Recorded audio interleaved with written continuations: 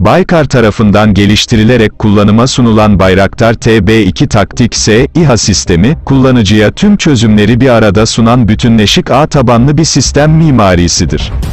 Sistem, Bayraktar TB2S İHA platformu, yer kontrol istasyonu, yer veri terminali, uzak görüntü terminali, ileri üs ve jeneratör ile römork modüllerinden oluşur. Baykar'ın teknolojik kabiliyet ve yetenekleri sayesinde tüm sistem yerli ve milli olarak üretilmektedir. Baykar Gerçek Zamanlı Görüntü Aktarma Sistemi, BGAM, savunma sanayine gerçek zamanlı görüntü aktarma ve arşiv yönetimi çözümleri sağlamaktadır. BGAM yüksek çözünürlüklü, gecikmesiz canlı yayınların aynı anda çok sayıda kullanıcı tarafından yetkilendirme dahilinde izlenebilmesine olanak sağlar. BGAM web tabanlı bir uygulama olup, kullanıcıların canlı yayınları ağ içerisinde veya mobil uygulama ile internet ağını kullanarak tabletler üzerinden güvenli şekilde izlemesini sağlamaktadır.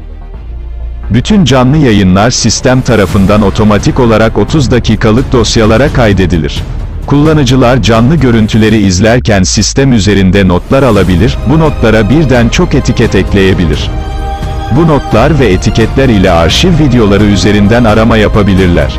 Bu notlar ile görev transkripti oluşturulabilir ve dışarı aktarılabilir.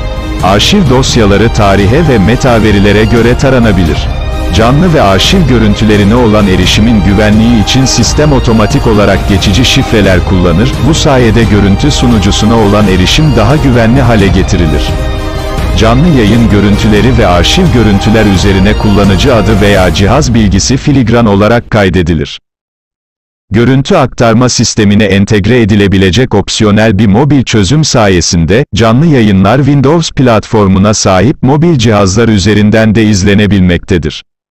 Yüksek güvenlik seviyeli ağda bulunan yayınlar mobil cihazlara uçtan uca kriptolama ve tek yönlü veri transferi, diyot çözümü olarak da anılmaktadır, yöntemi aracılığı ile güvenli şekilde aktarılmaktadır.